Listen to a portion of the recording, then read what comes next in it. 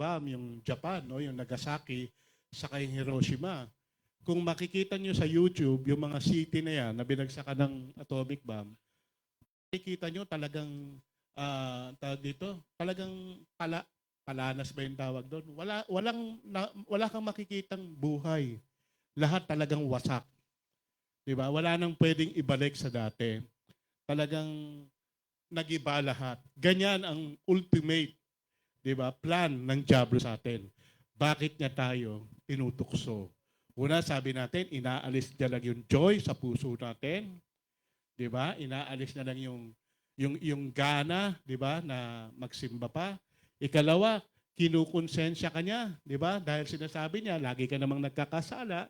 So, wag ka na lang umattend doon. No? Sineseparate ka niya unti-unti sa presensya ng Diyos. At bandang huli, pag nagawa niya na lahat yun, diyan na mangyayari yung tinatawag na total na pagkawasak sa iyo ng Diablo. So, next, sabi niya, yan. Bakit ba siya nanunukso? Sabi natin kanina, meron siyang tatlong layunin, di ba? To steal, to kill, and to destroy. Bukod po sa mga yon, sabi diyan, ang dahilan kung bakit niya tayo tinutukso is envy and hatred because human is created in God's image. Naniniwala po ba kayo ron? Na kaya niya tayo tinutukso, sobrang naiinggit siya sa atin. At sobrang galit din siya. Kasi alam niyo ba, nung ang heaven and earth, itong mundo particularly, nilikha ng Diyos, hindi sa kanila ipinagkatiwala ng Diyos ang dominion ng earth. Kanino ipinagkatiwala ng Diyos yan?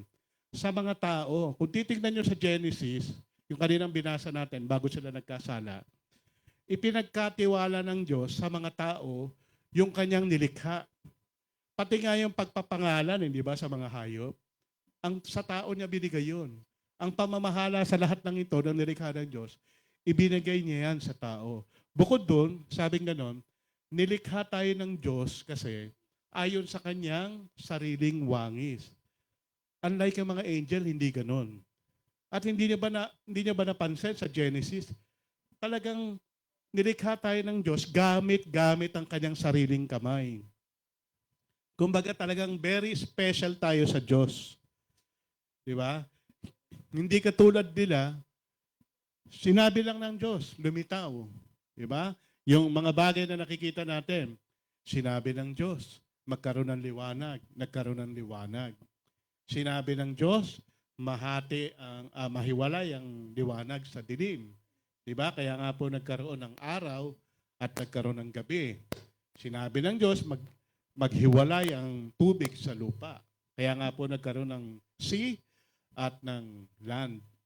Di po ba? Lahat ng yan, sinabi lang ng Diyos. Diba? Bukod tanging ang tao lang, ang talagang personal na hinubog tayo. Diba? Sabi sa Bible, kumuha siya ng putik. Diba? At talagang masterpiece. Diba? Hinubog niya kayo. Nilagyan ng ilong, mata, at tapos hiningahan niya.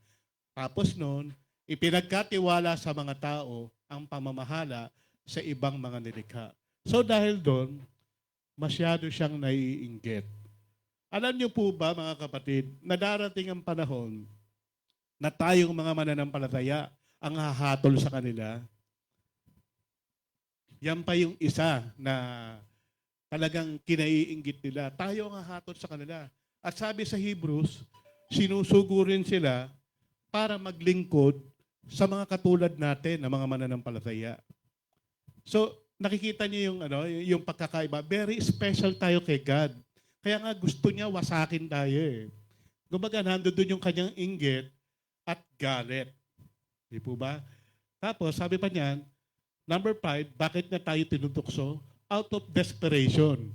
His time is short to destroy as many souls as possible before final judgment. Naghahanap po siya ng damay. Di ba? Kasi alam niya na sandaling panahon na lang ay hahatulan na siya. At pagka siya ay natulan na, forever and ever, hindi na siya pwedeng lumabas o tumakas doon sa lugar na kung saan itatapon siya. Alam naman natin kung saan yon, di ba? Sa impyerno. Kaya hanggat maaari, gusto niya, meron siyang mga makasama doon. Merong madamay na tao na nilikha ng Diyos ayon sa kanyang wangis na makasama niya doon sa lugar na pagtatapunan sa kanya. And sad to say, kung titingnan mo ang Bible, marami nga siyang naisama. Oo, marami. Diba sabi sa Revelation, sino yung mga isa sa mga nasama niya ron? Yung mga sinungaling. Diba? Liar. Diba? Sino pa? Yung mga sumasamba sa Diyos-Diyosan. At napakarami pang iba. At ang pinaka-importante sa lahat ng mga tao na hindi nakasulat ng kanilang pangalan sa aklat ng buhay. Lahat yun na isama niya ron. Diba? Kaya nga tayong mga mananampalataya, kung pwede lang, gusto niya ring isama ron. Kaya nga, naaalala niyo yung turo about sa Great Tribulation time, di ba? Great Tribulation period. Sa mga panahon na yon, mababasa mo sa Biblia, na bibigyan siya ng maikling pagkakataon na wasakin o usigin ang mga mananampalataya. At sabi doon, kung maaari, pati ang mga mananampalataya, kanyang madadaya at maisasama doon sa lugar na pupuntahan niya balang araw. Kaya ganyan mga kapatid, hindi siya tumitigil sa pagtukso sa atin. Di po ba? Kasi maiksi na lamang ang kanyang oras.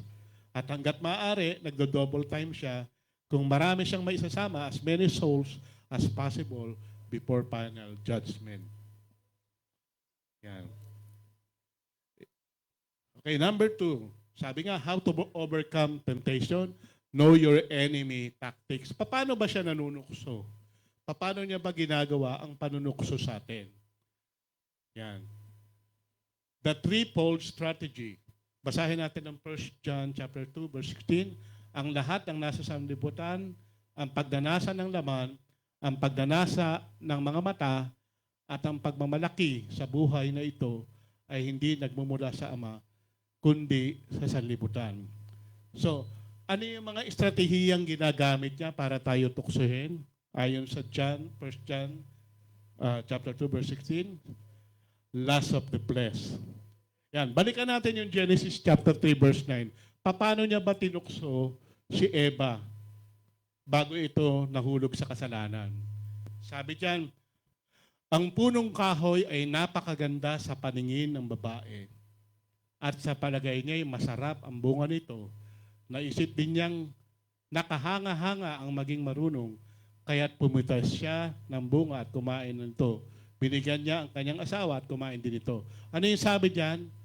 Sabi niya, mukhang masarap ang bunga nito. Di ba? Anong ibig sabihin niya, mga kapatid? Lust of the flesh. Di po ba? Nakita ng babae na yung bunga na sinasabi sa kanya ng kaaway na pwede niyang kainin is masarap bilang food. Masarap kainin.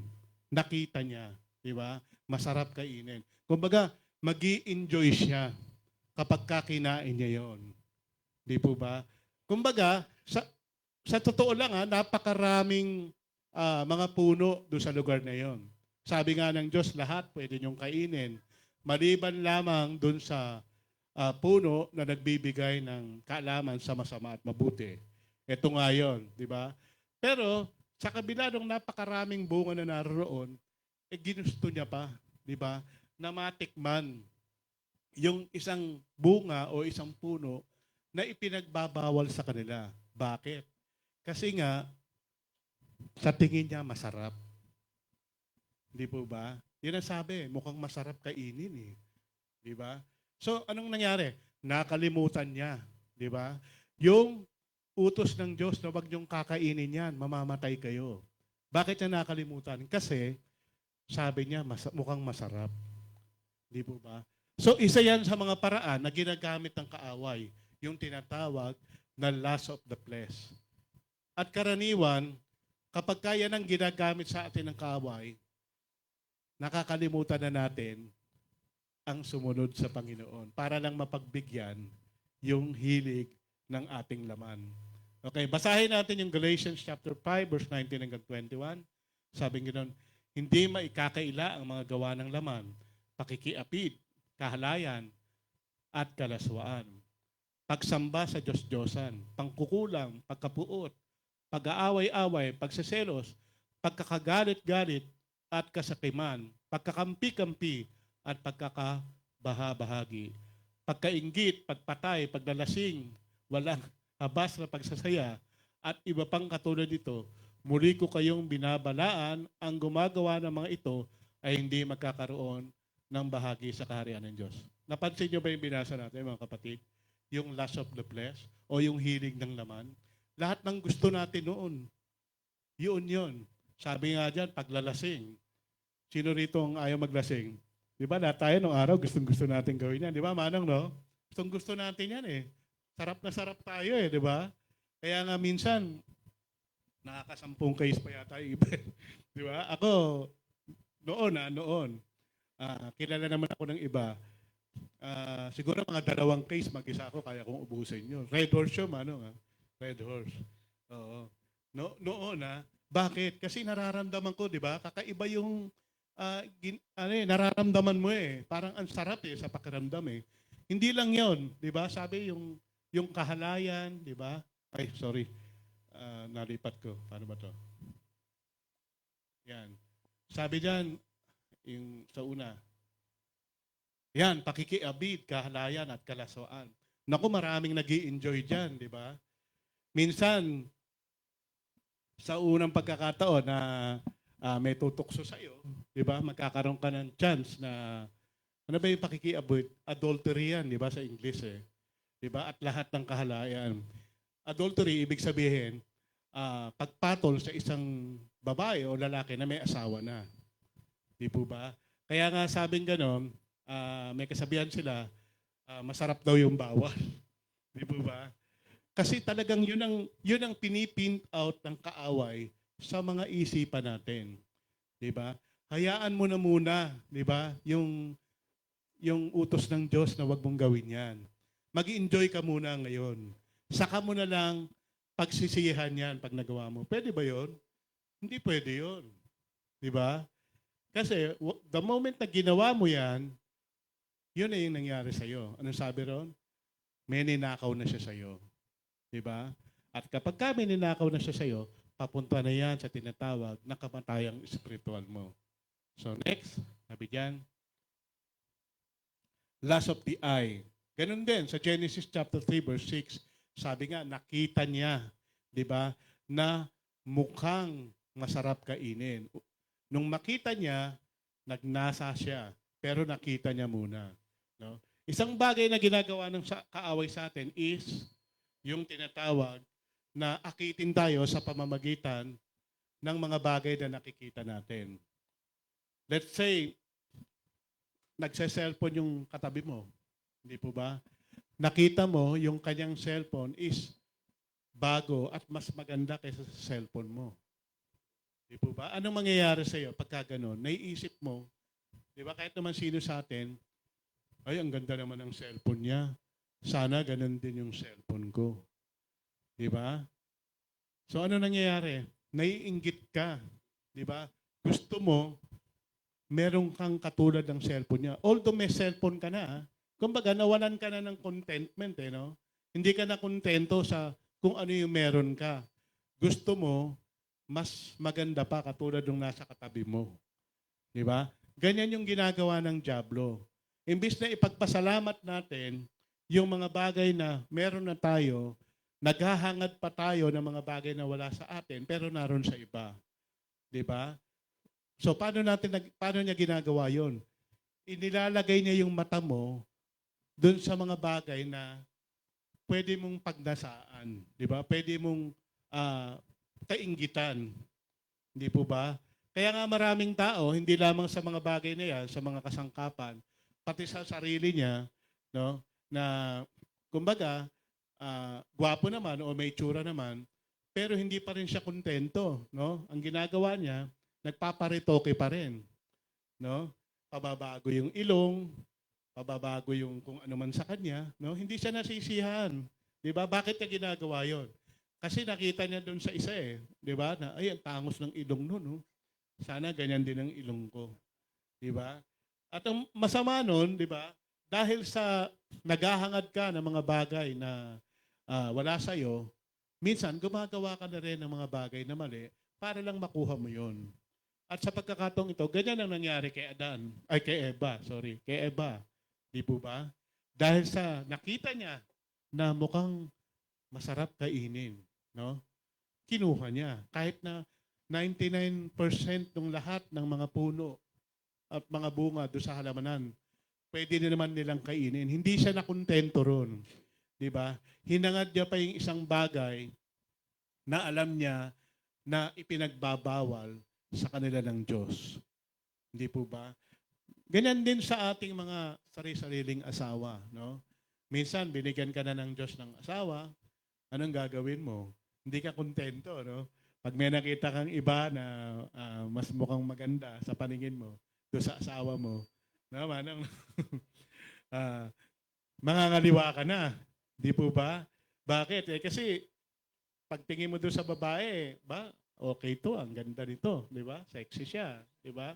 So nakalimutan mo na, binigyan ka naman ng Diyos ng sarili mong asawa. So ang gagawin mo, liligawan mo, no? At doon na, papasok na yung tinatawag na pagkakasala. Di po ba? Nawawalan tayo ng kontento sa buhay. Imbes na magpasalamat tayo sa Diyos o ipagpasalamat natin yung mga bagay na ibinigay na sa atin ng Diyos, naghahangad pa tayo ng mga bagay na wala sa atin. Kasi alam mo, ang Diyos, hindi naman siya magbibigay sa iyo ng mga bagay na alam niyang makakasama sa atin. No? Kasi kung ang paniniwala natin dapat lahat tayo maraming pera para maging masaya, di ba? Kung gano'n ang paniniwala ng Diyos, wala nang mahirap, no? Lahat bibigyan niya ng pera para maging masaya. Pero ang problema, hindi nga gano'n eh. Kasi ang God, alam niya kung ano yung makakabuti para sa iyo at kung ano yung makakasama. Kaya kung ano man yung bagay na nasa sa iyo na, ipagpasalamat mo na sa Diyos yan.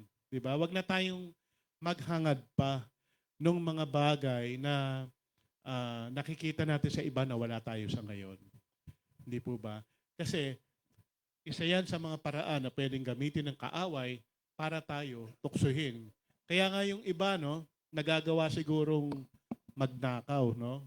Kasi nakikita niya yung kanyang kapitbahay, may kotseng maganda, gusto niya magkaroon nun, problema, wala siyang pera. Di ba? Anong gagawin niya para makagkaroon ng kotse? Didiskarte siya ngayon. Di ba? Ang problema, yung kanyang diskarteng ginawa is labag sa batas. Nagnakaw siya. Or nang hold up siya. Or nanloko siya sa flood control. No? Tinubuan niya. Di ba yung uso ngayon? No? Tinubuan niya ng tinubuan yung proyekto para makakuha siya ng malaking pera na maipambibili niya ng kanyang kotse na gusto. Di ba? So, saan nagsimula yon? Sa tinatawag na loss of the eye. No? So, kapag ka nakakaranas kayo nun, definitely, hindi galing sa Diyos yan. Pag nawawalan ka na ng kontento sa mga bagay na meron ka, sa halip na magpasalamat ka, parang naiinggit ka na, tandaan mo, tinutukso ka na ng kaaway niyan.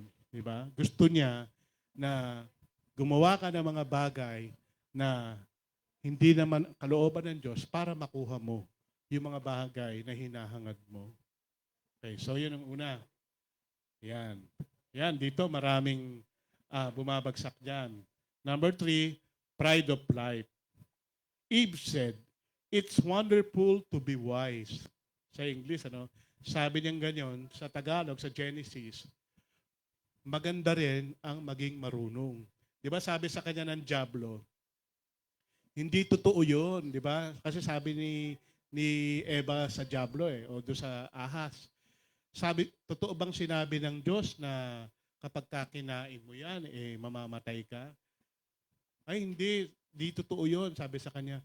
Kasi magiging parang Diyos ka, magiging marunong ka kapag kakinain mo yan. Kasi yan yung bunga na nagbibigay sa kaalaman sa masama at mabuti. Kaya ang sabi niya, maganda ang maging marunong. No? Sabi niya, it's wonderful to be wise. No? Sabi niya, ano yan? Sabi niya, pride of life po yan.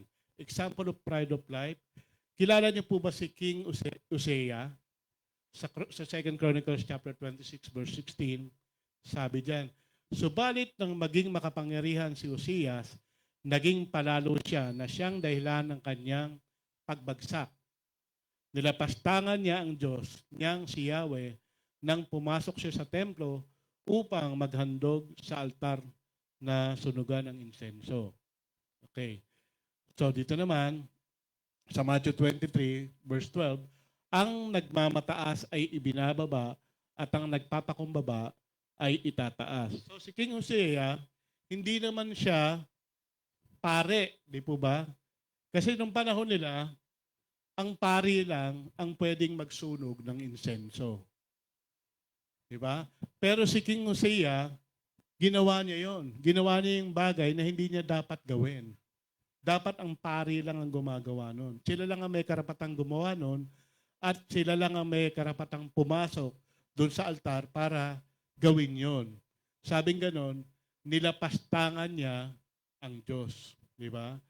Dahil sa kanyang ginawang yon. Pero bakit niya nagawa yon? Sabing ganon, naging palalo siya. Kailan siya naging palalo?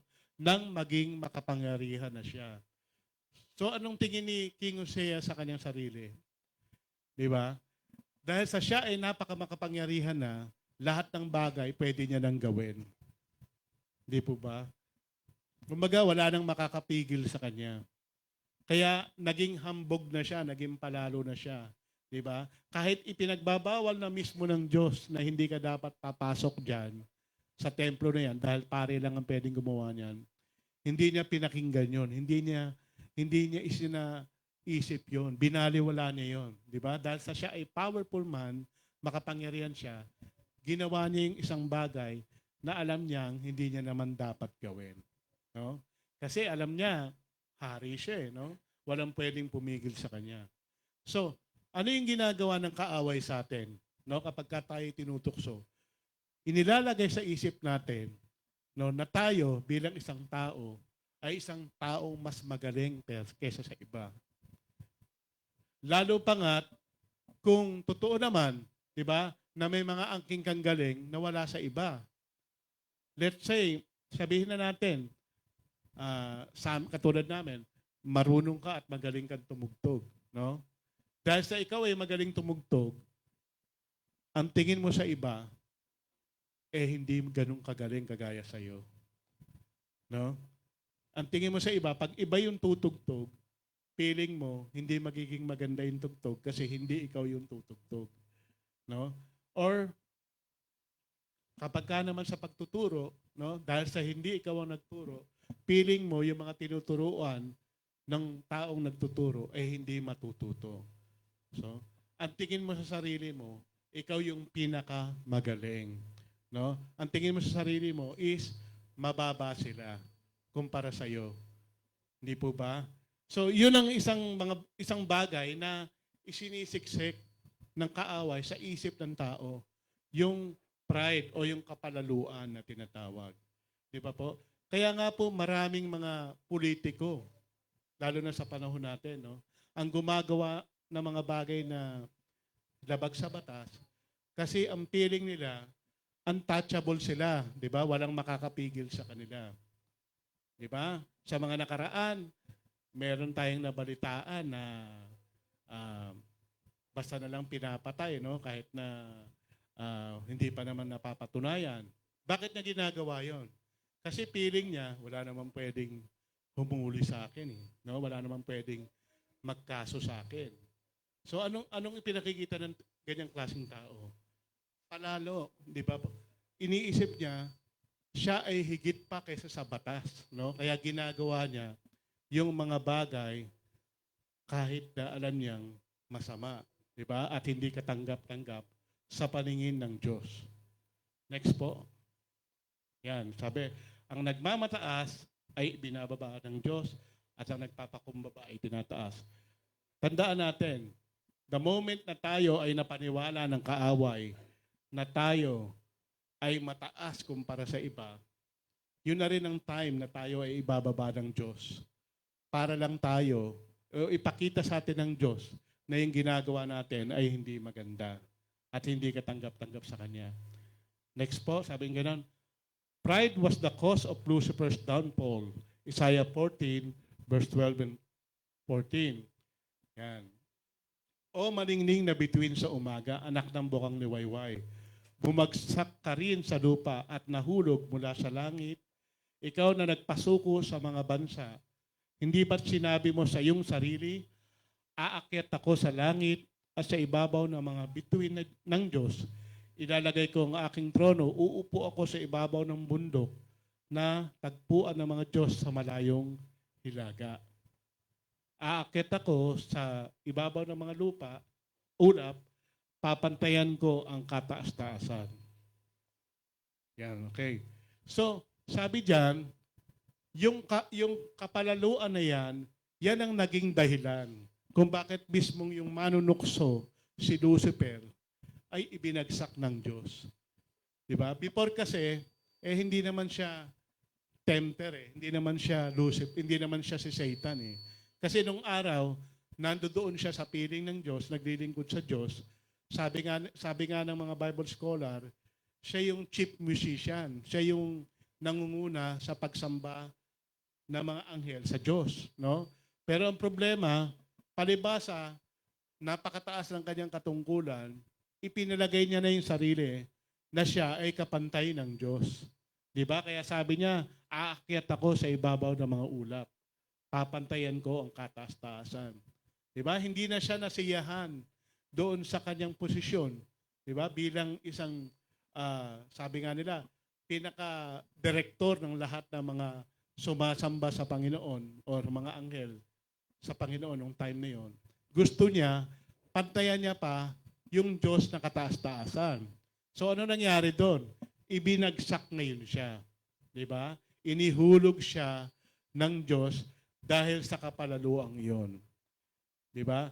At dahil doon, siya na ngayon si Satanas na tumutukso sa atin. So makikita natin, no, ang kayabangan o kahambugan, anumang tawag nyo diyan, kapalaluan, talagang totoo yung sinabi ng Matthew.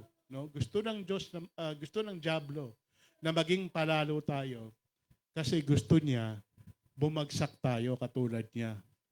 Di po ba? Gusto niya kasi magkaroon siya ng damay katulad ng sinasabi natin. Kasi napakaigsi na lang ng kanyang panahon.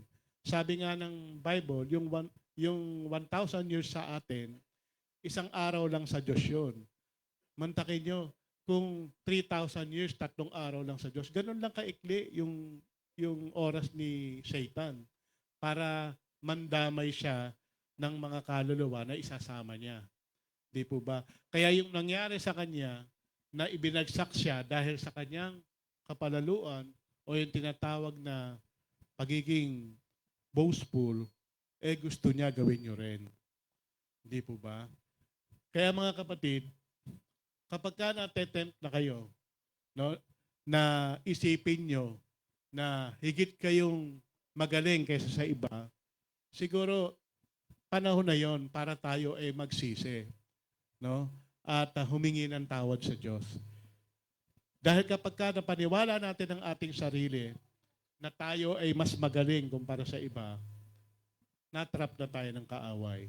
No? Nagsisimula na tayong maging mapagmataas, maging mayabang, at magsisimula na rin na tayo ay unti-unting ibaba ng Diyos. Katulad ng nangyari kay Lucifer. Okay, next po. Yan ang isa sa mga ginagawa ng kaaway. Twisting the truth to create doubt. Genesis chapter 3 verse 1. Sabi diyan, ang ahas ang pinakatuso sa lahat ng hayop na nilikha ng Panginoong Yahweh. Isang araw, tinanong nito ang babae, totoo bang sinabi ng Diyos na huwag kayong kakain ng anumang bungang kahoy sa halaman? Ay, sorry. Putol yata. Sa halamanan. So, pansinin natin kung paano nakipag-usap yung diablo o yung Satanas doon sa babae. Totoo bang sinabi ng Diyos, di ba, na bawal. Ano yung sabi? Totoo bang sinabi ng Diyos na huwag kayong kakain na anumang bungang kahoy sa halamanan? Totoo ba yon na sinabi ng Diyos yun? Hindi, di ba? Ang ipinagbawal is yung isa lamang, di ba, na puno na nasa gitna. So anong ginagawa ng kaaway diyan? Anong ginagawa ng kaaway? Binabago niya yung sinabi ng Diyos. Di ba?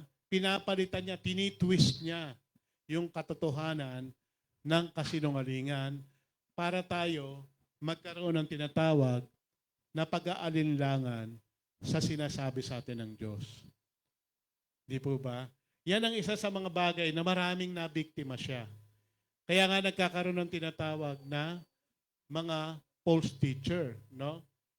Kasi yung katotohanan na sinasabi ng Biblia pinapalitan ng tinatawag na kalahating katotohanan o half-truth lang. Di po ba? Yan, sabing ganyan dyan, altering the facts to suit a personal agenda. Anong ibig sabihin yan? Di ba? Palibhasa, ang paniniwala ng isang tao na na-deceive ni Satan, di ba, na gawing half-truth yung katotohanan, is gumagawa siya ng mga ibang katuruan para lang i-justify, di ba, yung kanyang mga maling gawa.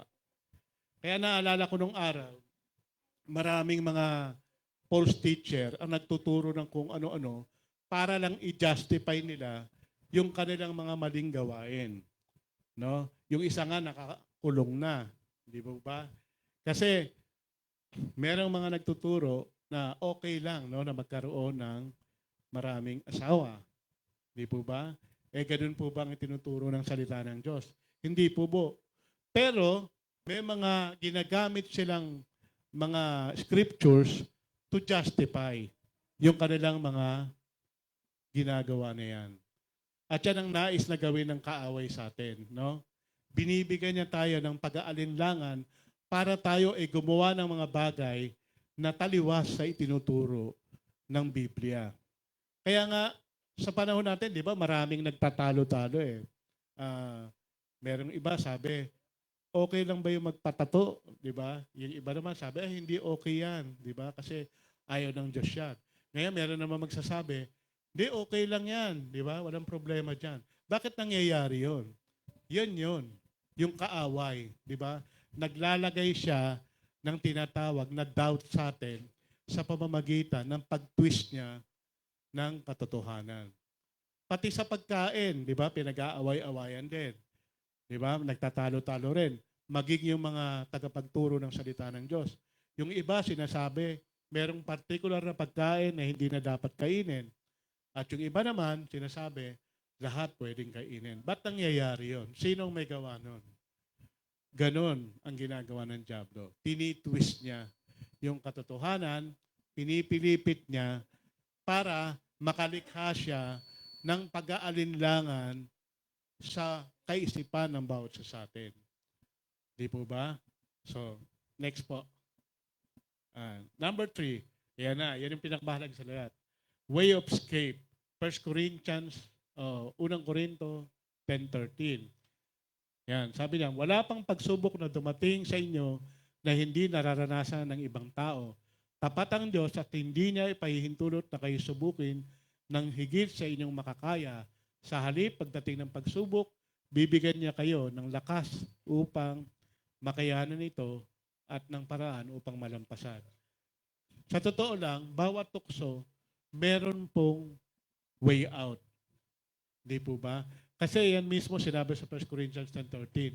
Hindi siya nagbibigay ng o nagpapahintulot ng anumang tukso na hindi natin kayang malagpasan.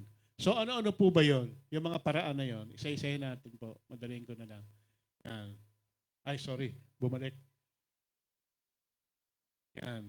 Okay? Bakit bumabalik?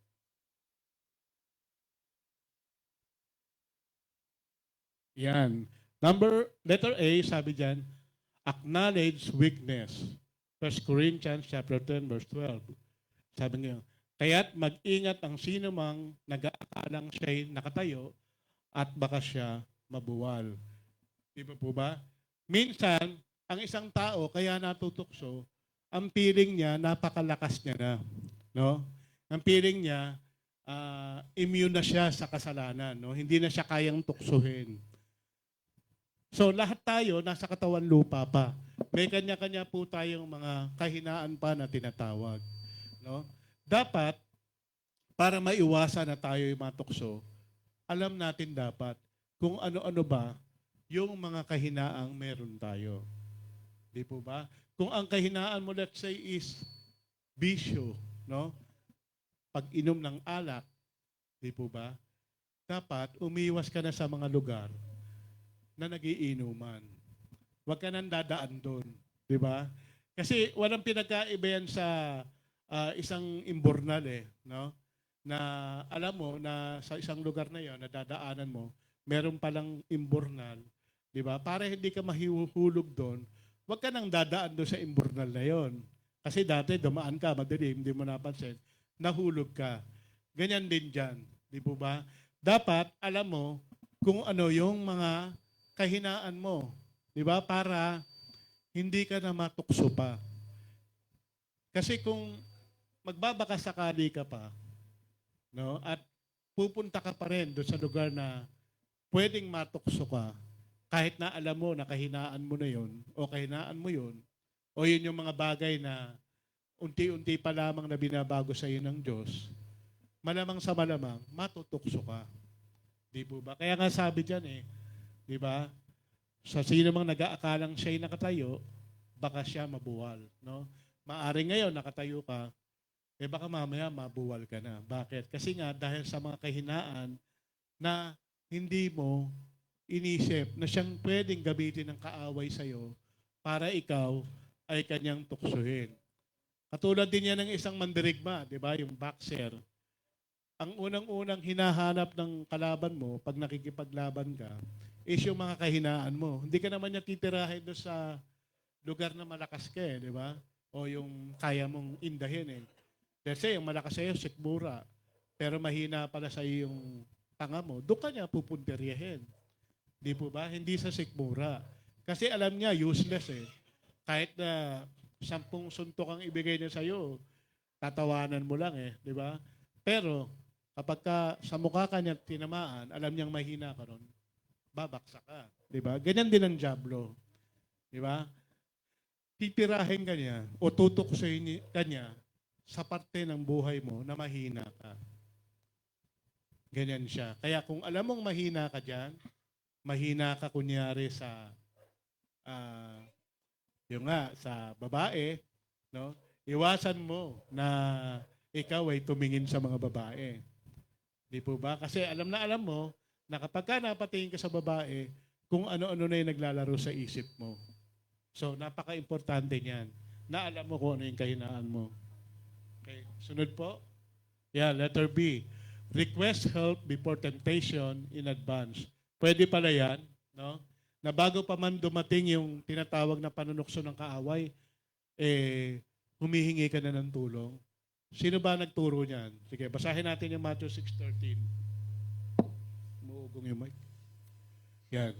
Sabi niya, at huwag mo kaming hayaang matukso, kundi iligtas mo kami sa masama, sapagkat iyo ang kaharian at ang kapangyarihan at ang kalawalhatian magpakilanman. Amen.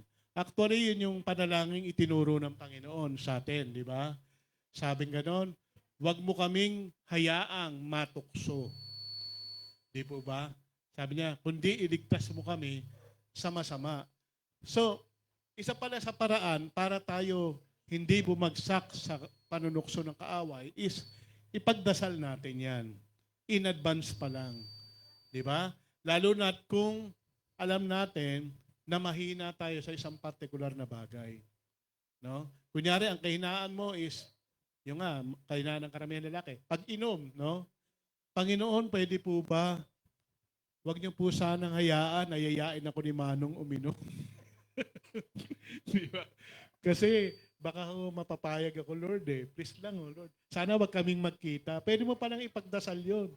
Di ba? Yan ang sabi ng Panginoon Di ba? In advance, pwede mo nang ipag-pray, no? Hindi mo lang siya iiwasan bago pa man mangyari, nagdarasal ka na, no? Let's say meron kang isang bagay na ayaw mo mangyari sa iyo kasi baka masira ang buhay mo. Pwede mong ipagdasal 'yan. Lord, wag niyo naman pong hayaang mawalan ako ng pera kasi alam niyo naman ako, pag wala akong pera, 'di ba? Medyo napaparaning ako. Di ko alam kung anong gagawin ko. Pwede po ba, Lord, wag niyo pong hayaan na mawalan ako ng pera? Pwede mo palang ipagdasal, no? Kasi sabi nga natin, ang Panginoon ang nagpapahintulot, di ba? Nagpapahintulot siya ng pagtutukso, di ba? Para tayo ay subukan. Pero hindi nanggagaling sa kanya yung tukso, ha? Sa diablo yon. Pinahintulutan niya yon para tayo subukan. Dahil sa ang Panginoon ang nagpapahintulot, pwede nating i-request, no? Lord, pwede ba wag niyo siyang pahintulutan? Di ba? Natuksuhin ako dyan. Kasi mahina po ako eh. Pwede yung ganon, mga kapatid. Yan ang tinuturo ng Panginoon. Okay, next. Resist the devil. Sabi sa Santiago 4:7, yan, karaniwang verse po yan. Sabi niya, kaya nga, pasakop kayo sa Diyos, labanan ninyo ang diablo at lalayuan niya kayo. No, hindi sapat yung iiwas kayo or magpe-pray lang kayo. Kailangan yung direktang i-resist din. Di ba? Nating i-resist o labanan ang diablo. Sa papaanong paraan? Yan. Memorize scripture to counter tempting thoughts immediately. Pansinin natin mga kapatid yung ginawa ng Panginoon no, nung siya ay tinutukso ng diablo doon sa ilang. Anong ginawa niya? Every time na tutuksohin siya ng diablo, gumagamit siya ng scripture. Di ba po? Sabi niya, man shall not live by bread alone. Di ba? Scripture po yun. Yung kanyang ginagamit na yon. So, ganun niya kina-counter yung lahat ng mga panunukso na ginagawa sa kanya ng kaaway na inilalagay sa kanyang isip. Kaya kailangan po nating mag-memorize ng mga scriptures. No? Kasi, paano ba natin ika-counter? Paano natin ika-counter yung ginagawa ng kaaway sa atin kung wala tayong alam sa Bible? No? Halimbawa, sinabi sa iyo ng diablo, okay lang naman na magkaroon ng pangalawang asawa, di ba? Okay lang 'yan. Paano mo siya ika-counter doon kung hindi mo alam yung scripture about sa pagkakaroon lang ng isang asawa? Di po ba? Mahihirapan ka. So, kailangang memorize mo lahat 'yan. Halimbawa, nagkaroon ka ng sakit at sinabi sa iyo ng diablo, hindi ka nagagaling. Di ba? Kasi yung sakit mo na yan, marami nang namatay dyan. Di ba? At walang nakakaligtas dyan, lahat namamatay. Tapos hindi mo memorize yung scripture patungkol sa pagpapagaling na ginawa sa atin ng Panginoon. Na lahat ng sakit natin, kinuha na ng Panginoong Jesus doon sa krus ng Kalbaryo. Paano mo siya ika-counter? Kaya napaka-importante, mga kapatid, to counter his attack, kailangan memorize natin ng scripture. Mag-memorize po tayo ng scripture.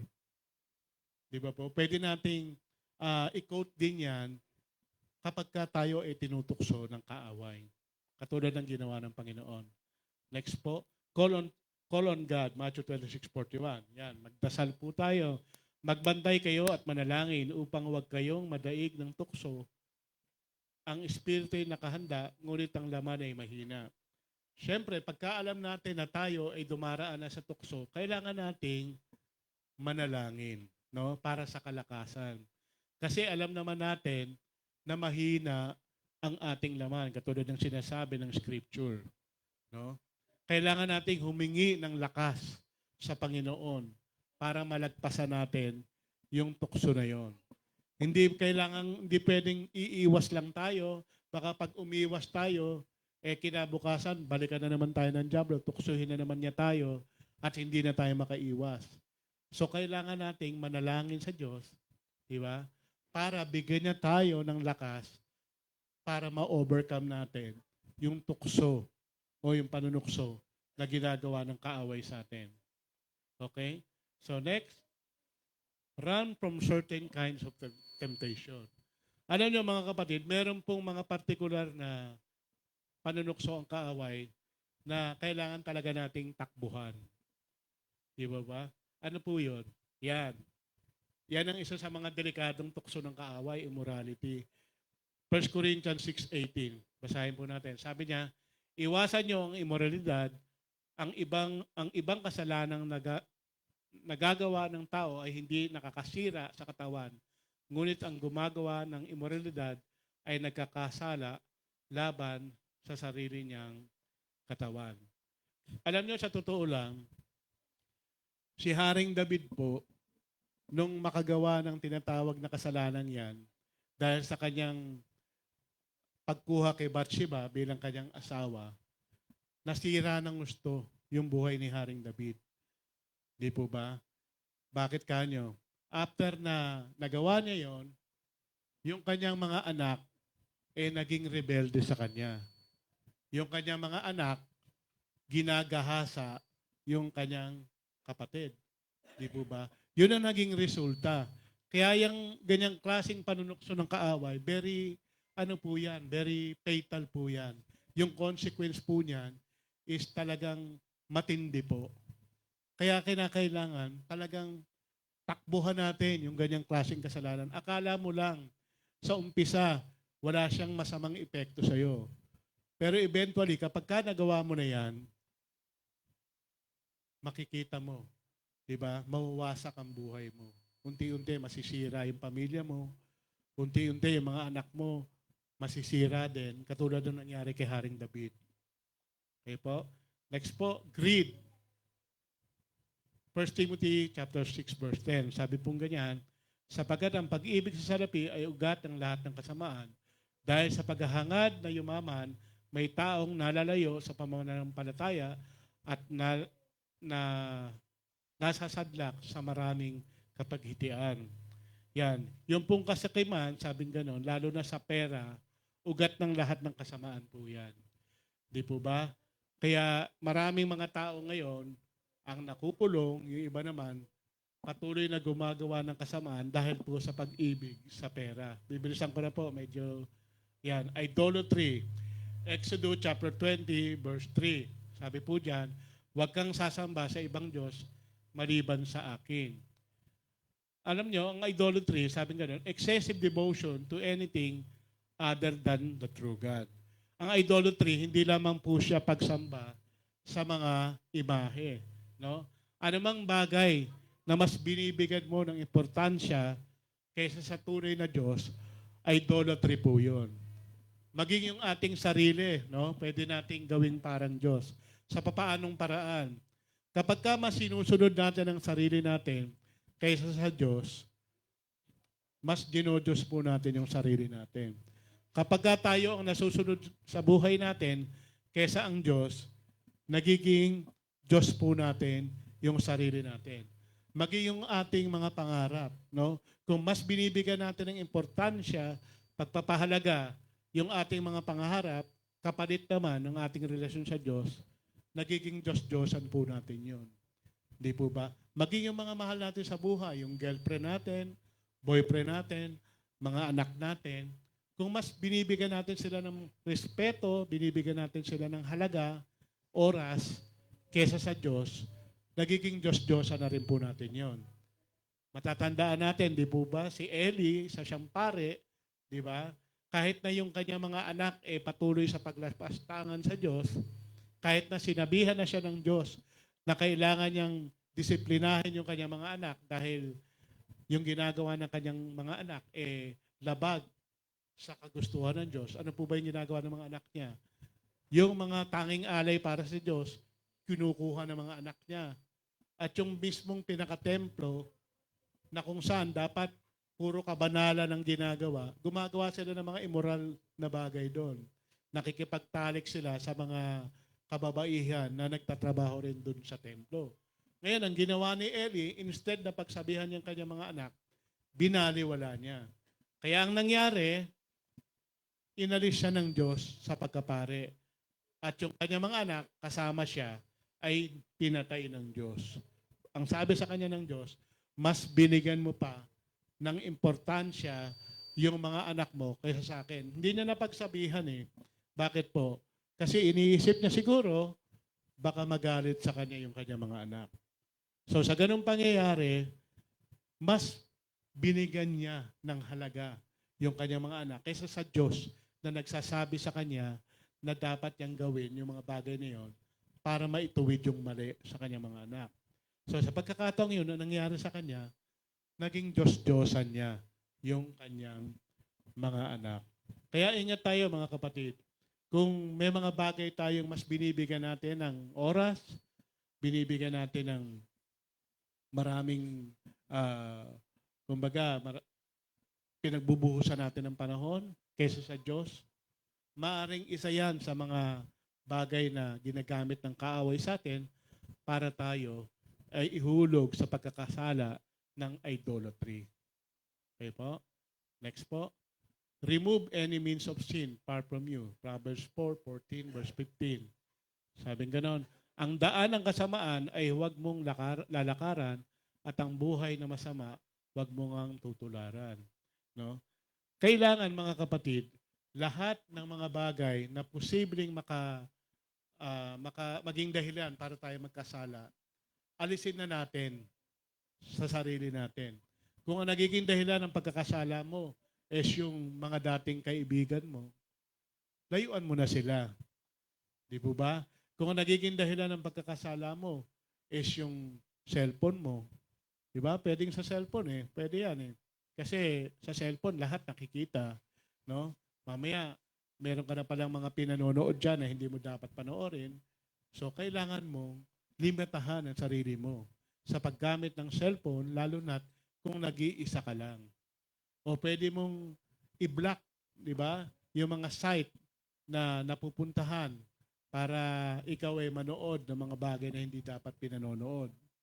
Lahat ng posibleng nagiging dahilan ng pagkakahulog mo sa kasalanan, sabing ganun yan, dapat lahat yan, inaalis mo o inaalis na natin sa katawan natin o sa buhay natin.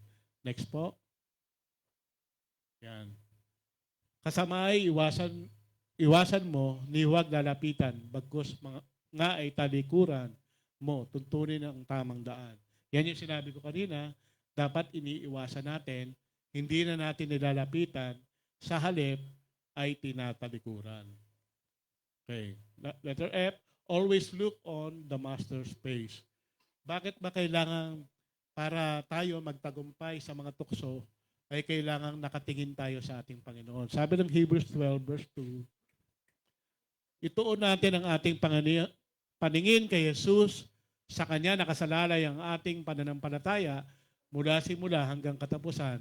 Dahil sa kagalakang naghihintay sa Kanya, hindi Niya inalintana ang kahihiyan ng pagkamatay sa krus at siya ngayon nakaupo sa kanan ng Diyos. Sabing ganon, si Jesus ang author and finisher of our faith. No? Kailangan nating sa Kanya tumingin sapagkat siya ang panggagalingan ng ating lakas. Di po ba? Siya ang panggagalingan ng ating pananampalataya. Kaya every time na tayo ay natutokso, tignan natin ang Panginoon. Di ba po ba? Isipin natin ang Panginoong Hesus na minsan ay tinukso rin para sa atin, pero hindi nagkasala. Gawin natin siyang halimbawa, no, ng pag-iwas sa mga bagay na pwedeng magpahulog sa atin sa kasalanan. Kasi siya naman po ang source of faith natin eh. Di po ba? Hindi tayo pwedeng mag-rely sa sarili nating lakas or sa anumang ibang paraan na pwede nating gamitin para tayo makaiwas sa tukso. Walang iba kundi ang Panginoon lang. Yan. Jesus is the author and the source of our faith. Yan yung sinabi ko kanina. Jesus intercede for us in prayer. Romans 8:34. Sabi diyan, sino ang hahatol upang sila'y parusahan? Si Kristo Jesus ba na namatay, ngunit higit sa lahat ay muling binuhay? At ngayon ay nasa kanan ng Diyos upang mamagitan para sa atin. Alam nyo, ang Panginoong Hesus, siya yung nagpe-pray para sa atin. No? Hindi lang siya nasa tabi ng Diyos, sabing gano'n, namamagitan siya para sa atin sa Diyos. Kaya kapag tayo ay dumaraan sa matinding pagtukso at tayo ay tumingin sa ating Panginoong Hesus, siya yung nagpe-pray para sa atin. Alam niyo po yung kwento ni Peter, di ba? Nung bago pumanik sa langit ang Panginoon. Sabi ng Panginoon kay Peter, Peter, hiniling ni Satanas na ligligin ang pananampalataya mo. Tapos sabi ni Lord, huwag kang mag-alala dahil ipinanalangin na kita. At sabi ng Panginoon, kapag dumating na yung pagkakataong nakabalik ka na, alagaan mo mga tupa ko. So anong sinasabi ron? No? Si Peter tutuksohin ni Satanas sa pamamagitan ng kanyang pagditinay o 3 times na i-deny niya ang Panginoon. No? Pero, sabing ganoon, dahil sa pananalangin ng Panginoon, nakita na agad ng Panginoon, makakabangon si Peter at makakabalik na muli. Ganyan din tayo, mga kapatid. Kung tayo man ay dumaraan sa tukso, tumingin tayo sa Panginoon, manalangin tayo sa Panginoon, para ang Panginoon mismo ang manalangin para sa atin. Para po malagpasan natin yung panunukso na yan ng kaaway. 1 John chapter 2 verse 1. Mga anak, sinusulot ko ito sa inyo upang huwag kayong magkasala. Ngunit kung magkasala ang sino man, may tagapagtanggol tayo sa Ama, si Hesus Kristo ang matuwid. No? If ever na tayo ay natukso o nahulog sa tukso, bakit natin kailangan tumingin sa Panginoon? Kasi siya rin naman ang magtatanggol sa atin sa Ama, mamamagitan sa Ama, para tayo ay muling makabangon. Para tayo ay muling mapatawad sa nagawa nating pagkakamali na yan. Kaya napakahalaga nun. Kaya mga kapatid, if ever na tayo ay natukso o nakagawa ng mali dahil sa panunukso ng kaaway, wag po tayong papayag, no, na unti-unti tayong ilayo ng kaaway sa presensya ng Diyos sa pamamagitan ng hindi na pag-attend, kasi ang ating Panginoong Kristo na siyang tumubos sa atin, ang mismong tagapagtanggol natin sa Ama. Di po ba? Para tayo ay muling makabalik after nating makagawa ng pagkakasala dahil sa panunukso ng kaaway. Okay po? Jesus is sympathized with human weaknesses because He was tempted in every way. Sa totoo lang, hindi ko nababasahin, ang Panginoong Hesus, kaya po diyan naiintindihan yung ating mga pinagdaraanan. Kasi ang ating Panginoong Hesus ay natukso din kagaya natin. Dumanas din siya ng lahat ng mga tukso na pinagdaraanan natin at pagdaraanan pa. Di ba nga po, kanina nakita natin sa binasa natin, no, na tinukso siya ni Satanas. Pero sabi doon, kahit na kailan hindi siya nagkasala. Actually, yan yun, Hebrews 4:15, 16, sabi gano'n. Ang ating pinakapunong paring ito ay nakauunawa sa ating mga kainaan sapagkat tulad natin, tinukso siya sa lahat ng paraan. Subalit kailanman hindi siya nagkasala. No? Katulad natin, tinukso siya. Kaya naiintindihan niya kung gaano kahirap yung tinukso. Ang kaibahan lang, ang ating Panginoong Hesus, kailanman hindi nagkasala. No? Alam niya yung hirap nung isang taong tinutukso ng kaaway. Kaya, kanino tayo lalapit? Kanino tayo titingin kapag tayo ay tinutukso ng dyablo? Sa Panginoong Hesus. Kasi siya lang yung nakakaintindi sa kalagayan natin. Siya lang yung nakakaunawa sa kalagayan natin. Ang kapwa natin tao, minsan hindi tayo maiintindihan, no? Kung bakit tayo nakagawa ng isang bagay na mali dahil sa natukso tayo. Pero ang Panginoon, kapag tayo lumapit sa Kanya, naiintindihan niya yon. At dahil sa naiintindihan niya yon, siya mismo ang mananalangin para sa atin sa Ama para tayo ay muling makabangon sa nangyaring pagbagsak sa atin. Kaya't wag tayong mag-atubiling lumapit sa trono ng mahabaging Diyos upang makamtan natin ang habag at pagpapala na tutulong sa ating sa panahon ng ating pangangailangan. Yan sinasabi ko kanina. Kaya wag tayong mag-aatubili, mga kapatid, na lumapit sa Kanya. Dahil siya lang talaga ang pwedeng tumulong sa atin para po mapagtagumpayan natin or malagpasan natin yung panunukso na ginagawa sa atin ng kaaway. Especially kapag tayo ay bumagsak sa mga panunukso na yan. Yan. Conclusion na po, Every temptation that God's allow in our lives always has a door for us to overcome. Yung kanina po yan, di ba, sa 1 Corinthians 10:13. Wala siyang pinahihintulutang tukso, pagsubok, na walang pintuan palabas. Lahat po ng tukso na ipinahintulot sa atin ng Diyos, meron parati siyang way out, di ba? O yung paraan para tayo makatakas doon. Di ba? Kaya wag nating isipin na pagka tayo ay dumaraan sa mga panunokso na yan, para bagang parang nagugulat tayo, no, na ano ba naman to? Kaya nga sabi na sa natin kanina iniisip mo, Lord, bakit mo po pinahintulot sa akin to, no? Hindi, pinahintulot ng Diyos yan kasi nga alam niya na meron ka namang daraanan palabas at wala siyang pinahintulot na higit pa sa kakayanan natin, no? Lahat ng pinahintulot niya, siya rin naman ang tutulong sa atin para malagpasan po natin ang lahat ng iyon. Okay po? Sige po, manalangin po tayo. Hallelujah. Praise your name. Panginoon, nagpapasalamat po kami sa araw na ito, sa inyo pong mga mensahe na ibinigay sa amin. Panginoon, tukol po sa temptation, Panginoon.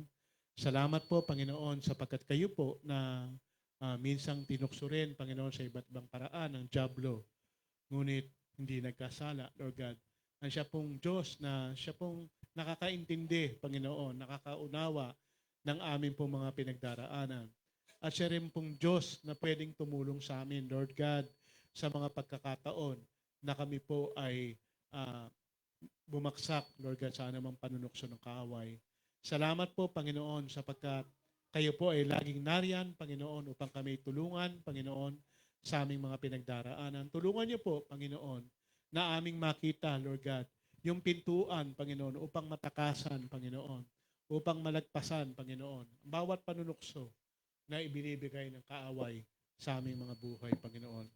Maraming po salamat, Ama, at nawa tulungan niyo po na ang mga mensaheng ito ay manatili sa aming mga puso, Lord God, at patuloy naming may pamuhay at may bahagi rin naman, Panginoon, sa aming mga kakilala, mga kapatiran, Panginoon, na dumaraan din, Lord God, sa mga ganitong klaseng pagsubok, Panginoon, at panunukso ng kaaway. Lord, sa inyo po lamang lahat ng papuri at alam ko po ng inyo pong mga salita ay hindi po babalik na walang kabuluhan. Ito po ang aking samot panalangin sa ngalan lamang po ng aming Panginoong Hesus. Amen.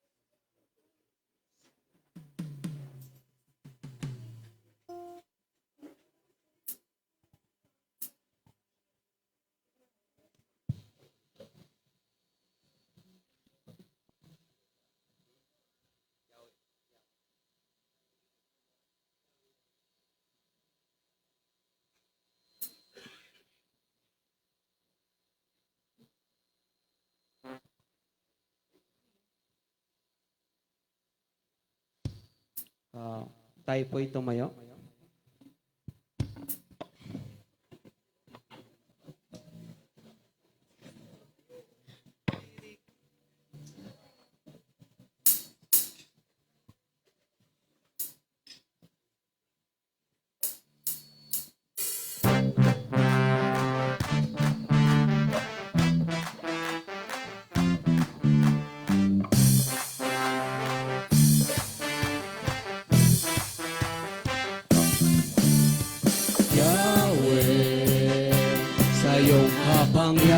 kapangyarihan hanggang na pula natin tunay.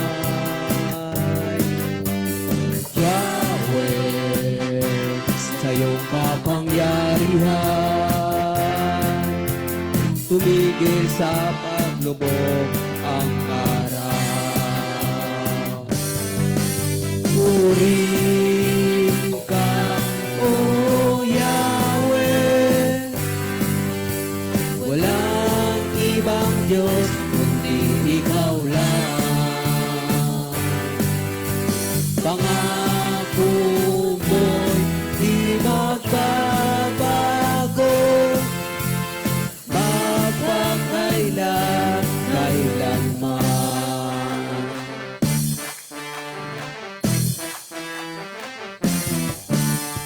Yahweh, sa iyong kapangyarihan, tumigil sa pagwago ng ilog Jordan. Yahweh, sa iyong kapangyarihan, umulan ng mana sa kalupaan. Purihin ka, O Yahweh, walang ibang Diyos kundi ikaw lang. Pangako mo'y di magbabago, magpakailan, kailanman. Purihin ka, O Yahweh, walang ibang Diyos kundi ikaw lang. Pangako mo di magbabago, magpakailan, kailanman.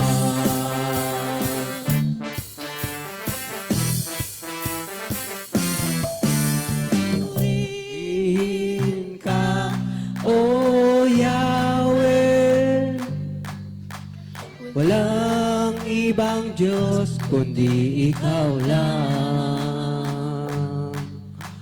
Pangako mo di magbabago, magpakailan, kailanman. Purihin ka, O Yahweh, walang ibang Diyos kundi ikaw lang. Pangako mo'y di magbabago, magpakailan, kailanman.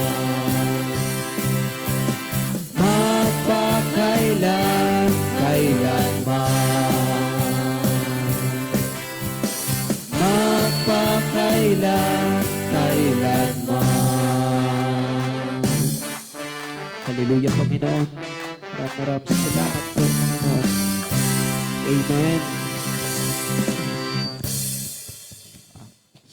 Tayo na po yung umupo. Wait lang po, may OT po tayong merienda. Pa-wait lang po.